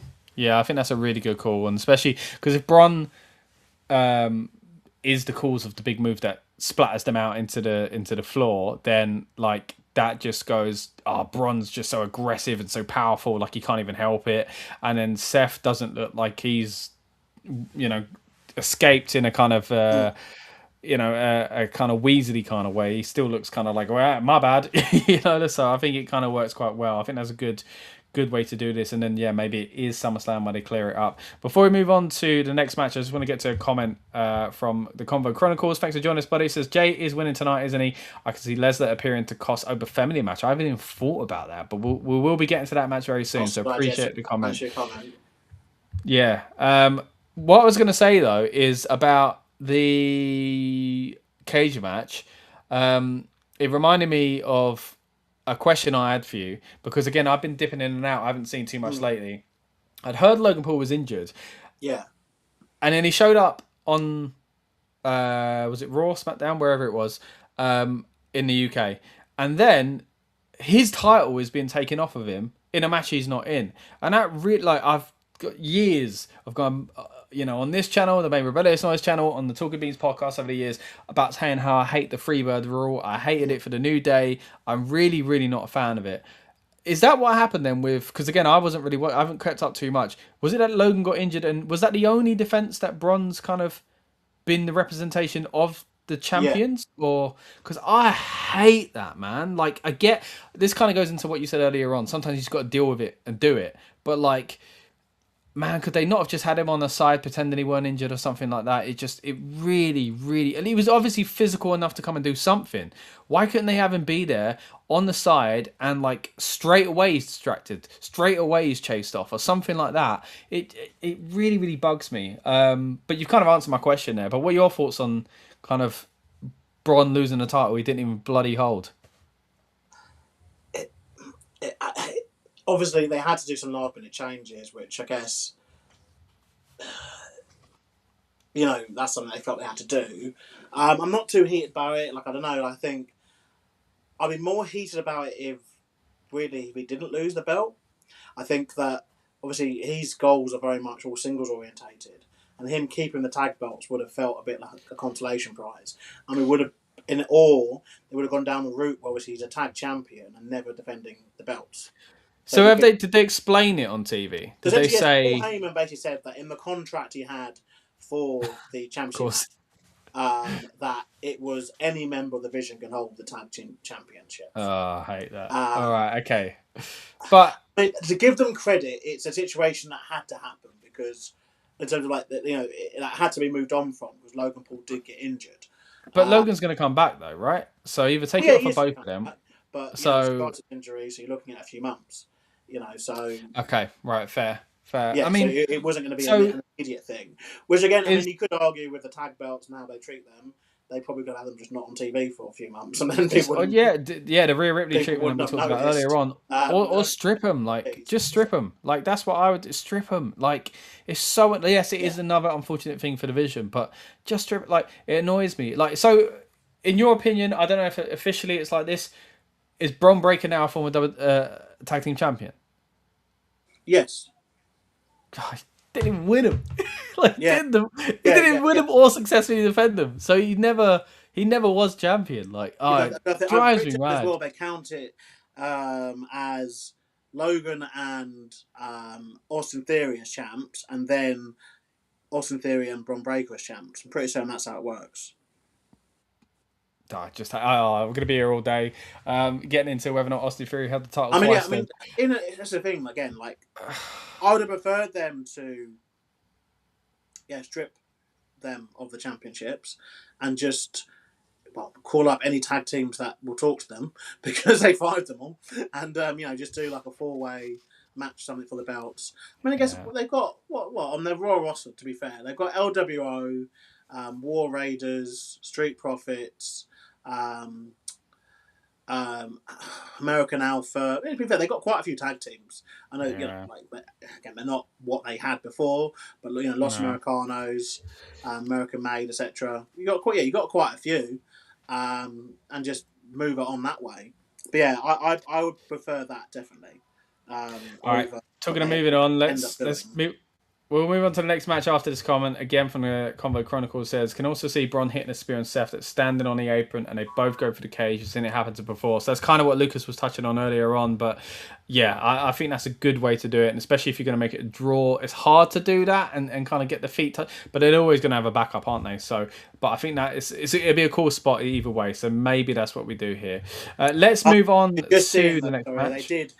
They basically, it counts as one reign. For all three of them. So Austin Theory, so basically they freebird it essentially. Austin Theory, the counting essentially that Austin Theory, Logan Paul, and Bron Breakker all won the tag belts together essentially, and then all. I hate that. Bron wasn't even there. I swear Bron was injured at the time, was he not? Bron wasn't even. Bron never even had his hand. He got filled. Even for the performer never got to experience when you're a champ. Oh, was I? Ridiculous. I hate it. Right, we'll park that there. Let's move into the King of the Ring, Oba Femi versus Jey Uso. It looks like we might have lost Lucas there actually. So let's let him sort himself out, and I'll just give you my thoughts on the King of the Ring first of all. Actually, looks like we might have him back. Oba Femi, Jey Uso, King of the Ring. This is one I'm looking forward to because I think there's only one result for me, but the other result is still a possibility, and I think everybody is on eggshells and concerned about it happening, and that is Jey Uso winning. I don't think it's going to happen, Lucas. I think they are just teasing people here, and I think it's a slam dunk for Oba Femi to win this, surely. Yes, you could argue that, you know what, that is some heat for Jey Uso, who's also clearly not really a good guy at the moment. So there is something to get out of Jey Uso winning it as far as a reaction. But Oba Femi has been on this path where he's been destined to become the King of the Ring since he strutted, I should say, onto that main roster stage. He is surely gonna win this one, and I'll be very, very pleased to see it. Of course, that does lead to, you'd imagine, maybe a Cody Rhodes match. That's what they were really hinting on SmackDown. Of course, they got history, but we'll get to the world title, WWE title, I should say, in a little bit. But for the time being, mate, who's going to be the number one contender for that world title by winning the King of the Ring tournament today? Yeah, but the thing is, there's two champions. True. Why we? So you think Cody, do we? Or what? Okay. We actually don't need to assume it's Cody or whoever wins the championship tonight. Yeah. I mean, there's loads of options here. That is the thing about going for either one. One of the matches being a triple threat on the same night. Smart idea. All right, so are we just going straight in? I'm guessing you're Oba Femi then. You think it's Oba Femi? Do I? Oh, okay. Here we go. Oba's too obvious. It's weird, isn't it? Oba's too obvious, and all the better story options are with Jey. They got a dilemma here because so if Oba wins this, who does he face? And if he faces that person, does he beat that person? And where does Brock Lesnar slot back in? Because Brock's definitely coming back to face Oba. Yeah, and as we saw in the comments as well, prediction here of maybe even not costing him here could be what we see. That's the thing, and SummerSlam is the next PLE. True. Brock, he rarely does anything on it. He likes his big moments on a PLE, and they like, well, not just Brock, but they in general like. So they're doing I don't know. They're doing a list of 10 best cage matches, cage moments, but it's kind of ironic. Well, Brock and they've just shown the Brock and Reigns. They've shown the spot that you think might happen, which maybe means it won't happen now. But it'd be crazy if they showed that and then did that again. Where they are, I guess. That was in Saudi as well, wasn't it? Yeah, it'd be mad if they showed that and then did the same thing again. But hey. Yeah, but then we are at the point where everything's been done, though. Do you know what I mean? And they've only shown it as part of the clip. They can't pretend it hasn't. Yeah. Triple H arriving in a car now. He got off a plane before. Maybe he could get on a little line bike or something next. Yeah, I mean, it's nice to continue to see this journey of Triple H. He's got to have main character syndrome at this point. Bloody hell! But yeah, sorry. In terms of this though, we've got multiple options both ways. The safer option is Oba winning, but then it makes it very problematic for what they do next, because do they do something very unprecedented here where they have Oba win, but Oba doesn't actually get the title shot because of Brock Lesnar? You know, the typical kind of I'll give up the title shot thing to face Brock Lesnar. Yeah, it would kind of devalue it in a way, but at least he's still got that crown without not devaluing his own push, because he doesn't lose after that. Because we talked about last time, he's the kind of character that might not lose. Yeah. But in my head, if Brock returns, he is going to make Oba Femi's life a living hell. Brock is, as we know, Brock is annoyed with Oba. Oba beat him and embarrassed him at WrestleMania. Obviously got his win back, but now Brock wants to finally defeat him. And he will just make it known that he is just not going to stop beating up every single person, that exists to get him between him and Oba Femi, and just making it very good. He can even do a thing where he just says like, "Well, nothing's happening at SummerSlam until I face Oba Femi. Like, you can cancel the matches. Like, nothing's happening until I face Oba."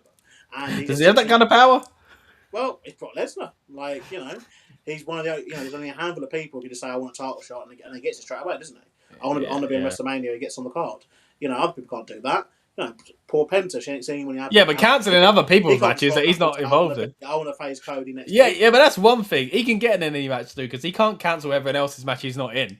No, but I'm thinking, but in story of his character, he can say, "I won't do anything." Yeah, I won't re-sign. So I don't know. Yeah.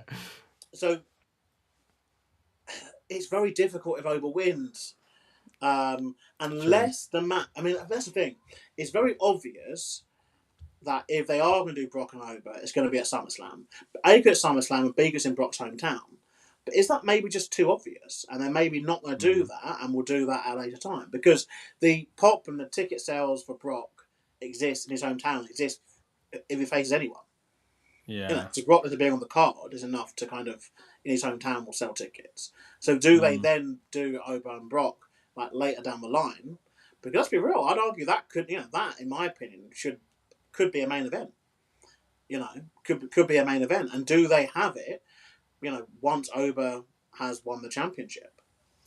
Yeah, and especially if it was the retirement match that a lot of people think it could be as well. We still don't know about that. I mean, that could even, if they wanted to, they could bring it back and do it next year at WrestleMania, you know? So I think, yeah, the Brock Lesnar thing definitely does make this interesting. And Oba's kind of, maybe their hesitance to maybe have Oba lose is an issue that they can get themselves out of as well.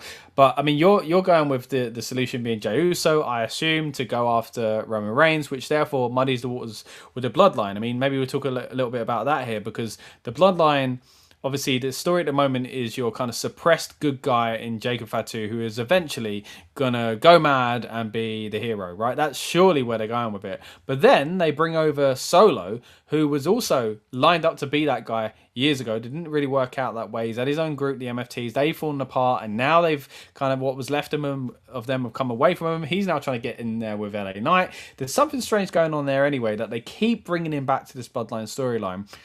And at the same time, you've got Jey Uso, who seems to be jealous. He's going back to that jealous Jey, and he's been a bit of a heel even before this Bloodline got back together. There's so many layers to the like, it feels like a Bloodline that's put together with sellotape. Like, at any minute, it's going to fall apart from any direction. And it might not be the obvious one of the classic story of the babyface like Jacob Fatu, who is the one who tumbles all the cards. It might be just the strain of each and every one of them wanted to, like a kind of Game of Thrones situation where everybody wants to be the king and sit on that throne, and therefore it just kind of destroys all of them. Maybe that's where the Bloodline crumbles and falls apart. Not your typical one guy takes over, I'm now the leader, or I'm now kind of the victor and the bad guys have all gone away. Maybe it just explodes, because if it is Jey Uso, then, I mean, there's already a weird dynamic between, of course, Jimmy and Jay and Jacob. So it'd be a real kind of turn away from what I expected if coming out of this is Jay and Roman, and Jacob is now the one that's really aligned with Roman, and Jay's the one that's kind of, like, it'd be really, I mean, we've kind of been there before in some aspects with each and every one of these guys against Roman as well, but not all at the same time, man. Like, it's yeah, okay, so yeah, where would that go then? So obviously they've abandoned the rule, obviously, that the winner has to face their brand champion, and it makes sense also because Oba is actually a free agent still. He's not signed to either brand. Right. He's still a free agent, so obviously he could pick either champion. And Jay obviously is signed to Raw, and under the old rules could have only picked to face Roman, but now can face the other champion. Right. The other interesting factor is that CM Punk is due to return very shortly as part of the SmackDown brand, is what's been talked about for him. And one would imagine that they are going to pick up the CM Punk Cody stuff that they kind of teased on WrestleMania. They definitely did. Post WrestleMania week, which seems like an absolute lifetime ago. It's very hard to call this, and yeah, it's very hard to call. Cody Punk. Like, there's more. I'm gonna, just because I think there's more story options for Jay winning, I'm gonna go with Jay winning. Obviously, I love it. I want him to win. Yeah, I know you do. There's more easy storyline options for Jay than it is for Oba, particularly because the elephant in the room obviously is, Brock Lesnar.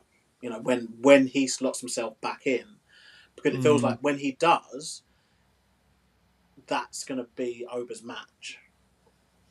What's interesting as well is Jay taking advantage of Brock really does, and the negative backlash he'll probably get. Again, I know it's not people being sick and tired of the Yeet thing that actually played into him being a bit of a bad guy. Before, Jay going after Roman was, why has it always got to be you? Why can't it be me? And everyone's like, yeah, why can't it be Jay? Now it's like people going, nah, we don't want you, Jay. We want Roman. So it'd be a really interesting switch in the dynamic there as well, that Jay will be going after, trying to still kind of like what Sami Zayn's doing, being like the good guy that doesn't understand why people don't like him, or the bad guy doesn't understand why he's not a good guy. Jay kind of would be a bit like that as well. So that would freshen it up, and it gives him an opportunity to do that here if Brock does get involved. And you, like you say, you get two different storylines going out of that as well. The CM Punk thing's interesting with Cody as well. We'll get to Cody in a little bit because, of course, that's what I assume is going to be the main event.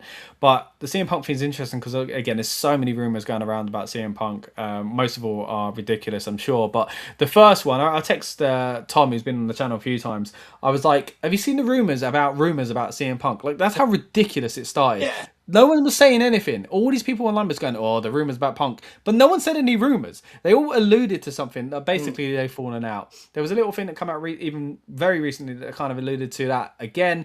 And he made a comment on an MMA show where he was commentating where he said, my horse died or something like that, basically, which is a phrase apparently that Terry Funk used to use when he left the territory or kind of didn't make a booking, right? So, Punk's a historian and appreciates guys like that. So it was an interesting phrase to use. But I still think I hope everything's worked out because it's been a great run so far.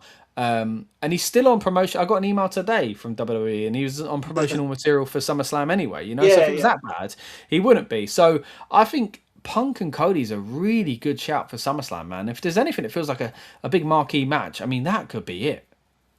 Yeah, I agree. And obviously the SmackDown main event scene has been very, very... Oh, Danhausen has joined the... Nice.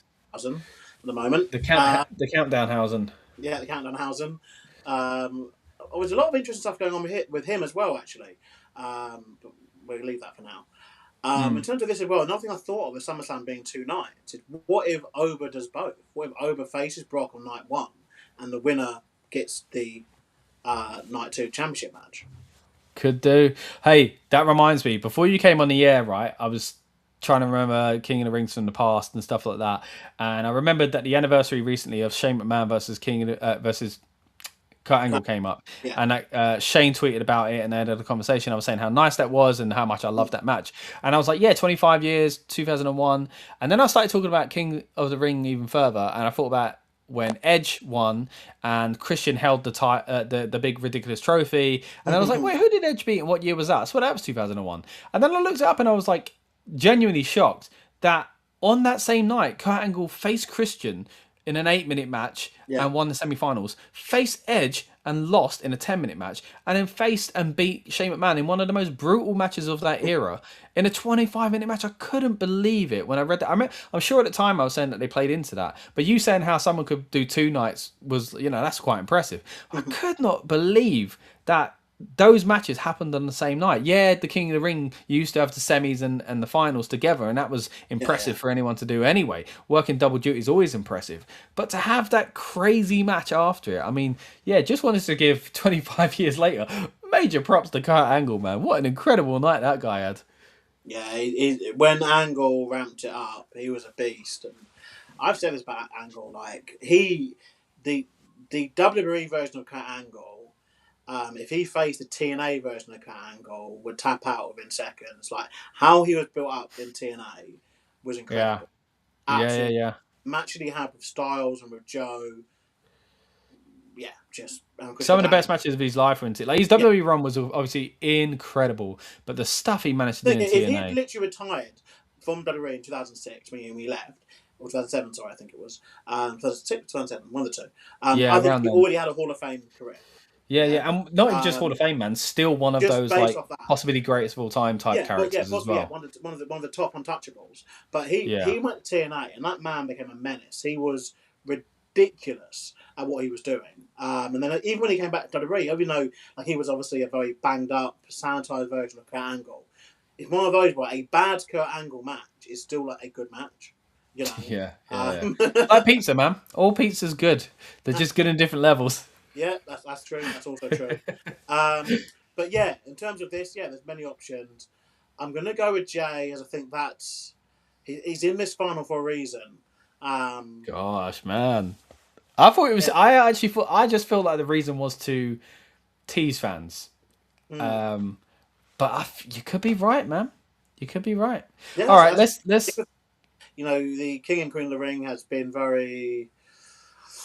I'm not thinking of the right word. It's been very all over the place, how they've used it the last few years, and obviously they've changed it to basically just be a number one contenders tournament. Again, they're just involving usually the main people.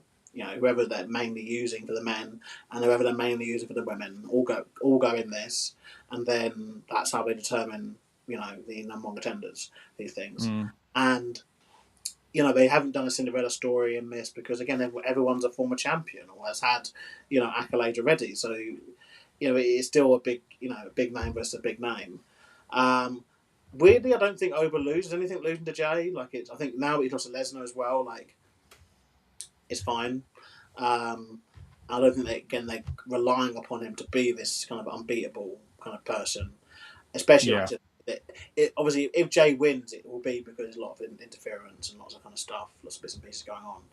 I don't expect it to be like a clean kind of thing. But then again, it will be now the third match we've discussed where there could be outside things happening. True. Isn't the best if you're just copying and pasting it to every single match. But yeah, my current prediction is Jey Uso.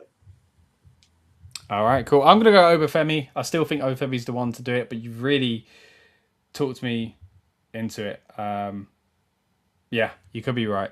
I'm having tech issues, so I'm going to jump out of this just for a moment, Lucas. So yeah, I mean, while Scott's sorting that out, I'll just discuss some things about the bloodline. I've got a confession, guys. People in the comments.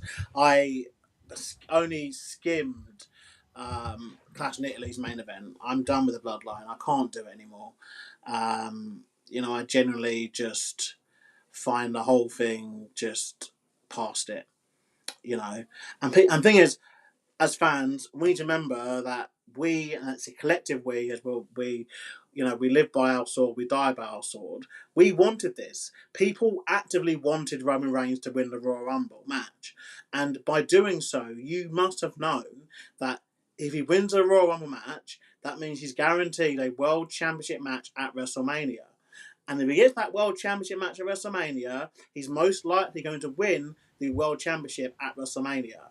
And if he wins the World Championship again, he's going to be a part-time champion, and we're going to go back to the title being defended once every bloody blue moon, and him just facing the same people that he's already kind of faced, over and over again. We're not going to get anything new. He's not going to, and we're going to end up with the same finishes, the same shenanigans that we've had, and that's what's happened. And so you reap what you sow, I say. And again, linking it in, if Jey does win, obviously King of the Ring, that then opens up that he could, by whatever rule you want to refer to, he could obviously then invoke a championship match against Roman Reigns, which would just keep this in the bloodline and keep that stuff just going on and on for eternity. And obviously they're teasing Solo and the MFP's being involved. The fact he'd pick as well, the fact that he would pick Roman when he didn't need to, is something that they're playing to story. Well, the thing is, that's why this drop of the rules. And I guess they had to do it because obviously Liv can't choose who she faces if she wins. She can only face Rhea. Whereas Iyo, but then it's not. But what's the thing? The thing is, if Iyo beats Liv though, is she not a bit dumb? She shouldn't go, well, Iyo, I want to face you again with a belt. Yeah. I've got your number. I can do it. Yeah, exactly. Maybe they've kind of put themselves into a weird corner. But yeah, for me, I don't really like the bloodline stuff anymore. I'm just done with it. Yeah, no, I agree. I think it can be good, but they're not making it as good. I hope they've got somewhere to go that makes it all worthwhile, but I'm struggling to see it at the moment. Just touching the Liv thing before we did move into the main event, I just started to think, hold on, I think we've talked about before someone entering something to cancel the match. Like, for example, someone in the Rumble and being like, well, you can't go after me, or the Money in the Bank and be like, well, no one's going to attack me, or something like that. Liv could have done that here, right? If they kept it as, your brand. What they could do to fix that Rhea thing is what they did after. Do you remember the Money in the Bank where Asuka won it and Becky was pregnant? It turns out Asuka had won the title without realising. They could do that here, where whoever wins basically ends up being, especially with Iyo, because Iyo is so close to Rhea. They could do that like that. And maybe Liv was just a tool to get them there because she's a heel. Anyway, let's move into the men's title picture, because we do know that there will be some sort of conclusion for it here on this card. And of course, I'm talking about the WWE Undisputed Championship, which is no longer undisputed, but Gunther versus Cody Rhodes and Sami Zayn. I'll be quick with this one because I think it is just a clear Cody Rhodes win. I think he will be involved in something big at SummerSlam, and it won't be chasing his title back off of either of these two guys. We've had conversations in the past, Lucas, where I've said, look, I'm in that camp of Sami should be a world champion. I realise and appreciate that group is getting smaller and smaller and smaller. And even I am halfway out that door at the moment because it would be as a heel. I think his type of character needs to win it as a babyface, and that means that's further away from today as well. So that means it's getting less and less and less of a chance of being the impactful thing it could have been a few years ago. So don't think he's doing it here. It'd be a shame, even though I'd still be glad for the man to have won a world title. I'd always feel like it was a missed opportunity and a shame to do it like this. Gunther is always going to be sniffing around, titles and things like that. It's nice to see him back in the fold. But I just think, even though there's two of them, you usually think the numbers are against the champion here. I don't think that's the case when you've got a champion like Cody Rhodes and a show like SummerSlam just around the corner. So I think the easy option is probably the option to go with, and that's Cody Rhodes in this one. I don't know where it sends the other two. But and I don't even know where it sends Cody yet. Maybe it is CM Punk. Maybe it's a 4-way or something like that between those guys at SummerSlam. But for me, the obvious one is the answer for me. Cody Rhodes leaving as champion. Again, maybe Oba Femi is your king and he struts out at the end of it and goes face to face with Cody to really set up SummerSlam. I mean, that's not that wild to think, but you've put a lot of spanners in my brain there, so I'm not entirely sure that will happen now. But yeah, what are your thoughts on the title match at least? Yeah, I mean, I'm just there's quite a few exciting things that could happen, like post match. I think, when it comes to this title picture, because now they've actually got a few people, haven't they? Like before, you're kind of sitting there going, who's actually going to face Cody? Who's for Cody? Yeah. Got a few people. Like a Punk back on Horizon 2, shortly, and going to SmackDown. Not that the brand bit matters now, which we've established the whole show. Just to clarify something, I've always understood the undisputed part of the title name now, meaning that it's the undisputed version of the WWE Championship. That championship. Not so much like the world, not so much in general. Like obviously, there's another world championship. But I can remember you had like stuff like when Kevin Owens had like the Winged Eagle belt, didn't they? He brought that into storyline. Yeah, but this one came from the Universal and the WWE. That's why it was undisputed, which was basically the World Heavyweight Championship. And the first one came from the WCW and WWF. Yeah. So I think it means there is one champion in this company. No, that's how I see the belt. Title. That's why it's put that way. So it's not WWE's undisputed world champion. It's the undisputed WWE champion. Like the only person who can clarify themselves and call themselves the WWE champion is Cody Rhodes. Yeah, but then that means you could say that for every title. Yes, but there's not been as much controversy with the other championships, obviously, such as other people holding them, or other people. But then do you drop it at some point? Because I don't know. I think it's a they now thing. Like it because it sounds big. It makes it sound. And I know that's why they use it. Don't get me wrong. UFC stuff under it, the Endeavour banner makes sense. Not this one, a lot.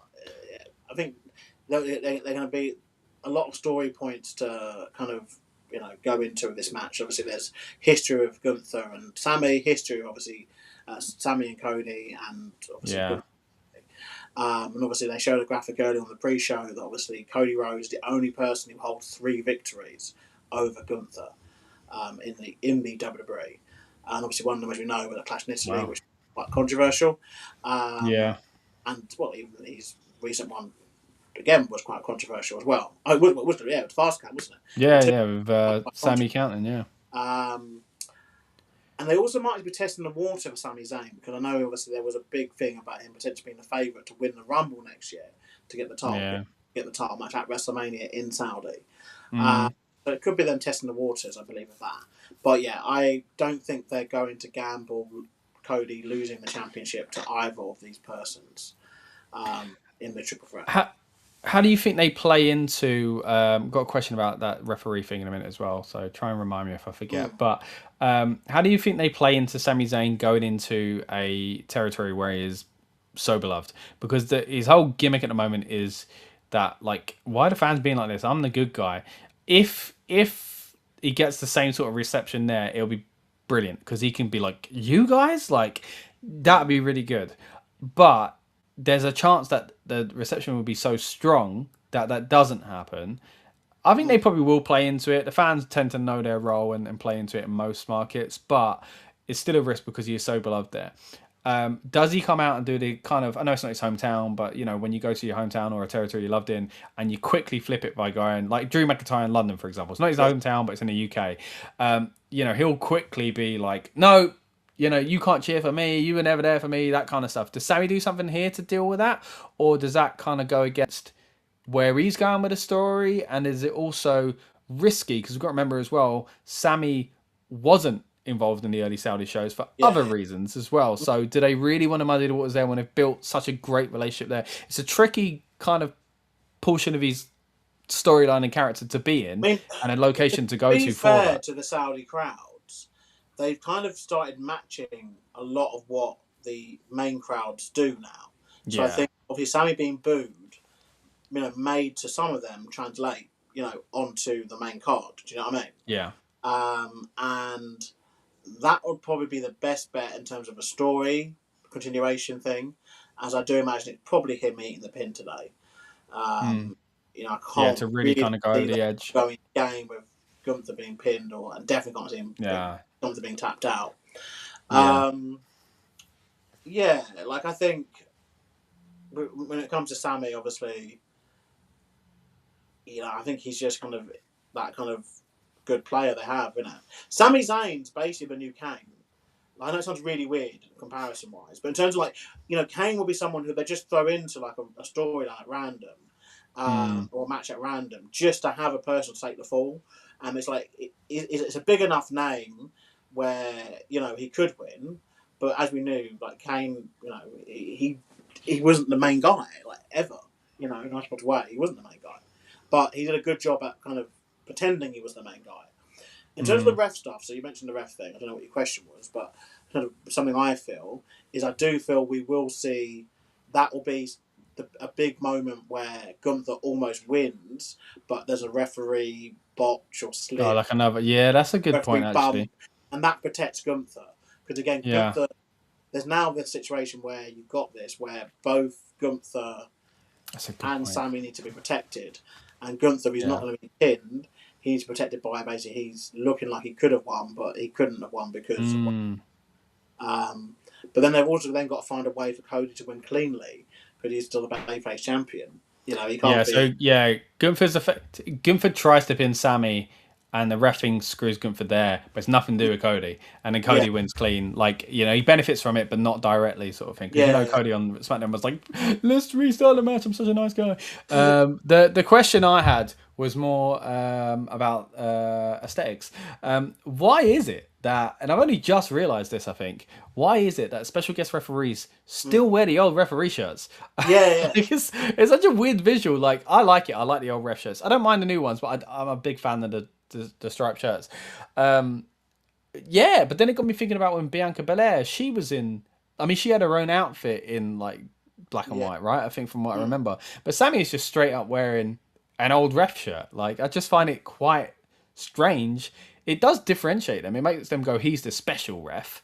But the whole point of being a special guest ref is that you are now a ref. You know, like those clips back in the day, it's in Shawn Michaels in these budgie smugglers and a ref top. It was like it was Shawn Michaels, but like he was acting as a ref. Now you got like it's different to what a ref looks like. It's just a weird choice I think they've gone with, rather than going, oh, here's a ref shirt. They've just kept the old shirt that none of them wear anymore. I thought it was quite interesting. Yeah, I mean, I'm guessing because with this kind of stuff, they're trying to appeal to a broader audience, and obviously WWE changed their ref shirts about a year ago now, wasn't it? I think it was for Netflix premiere. Yeah, it might be Netflix debut. Yeah, I think so they you know, but most people would associate the referee with the stripes. Yeah, it's a nice visual. Yeah, it's a nice visual, and I think it looking different helps. It also just maybe fits into that criteria of, you know, wrestlers would potentially have a referee shirt, you know, from obviously days of obviously maybe refereeing on like lower shows, and so they would have an older referee shirt. They wouldn't necessarily purchase a referee shirt, or get hold of a new one. But it feels like if it's good enough for the wrestler to be like, hey, they stand out and all this kind of stuff, then should they not do the same for the ref? But I think it's clear who the ref is. If you're just tuning in, it's clear. But if you tune in and you see Sami Zayn in a black shirt playing a big role, you're like, oh, he's a ref, is he? Like, that would be harder to understand. But also, because when they usually do these things, they often, I think they are going to start with the men's King of the Ring final. Oh yeah, but they often, when they do these things, they often what was I trying to say? Yeah, so when they have the guest referee, they usually have a regular referee get involved too. Yeah. It'd be interesting to see that, particularly because, let's be real, some people do look quite similar, especially from like behind on the floor or whatever. Yeah. And so, the ref, the special guest referee is dressed is like this, and more like the enforcer. That, Yeah. It would be interesting to look back on when SmackDown had the blue shirts. If they did a special guest referee. Oh yeah. Within SmackDown at the time, or on a SmackDown pay-per-view, if they wore the black and white traditional one, or if they were, because I can't picture any wrestlers in that blue shirt. Look, I think it's always been this black and white.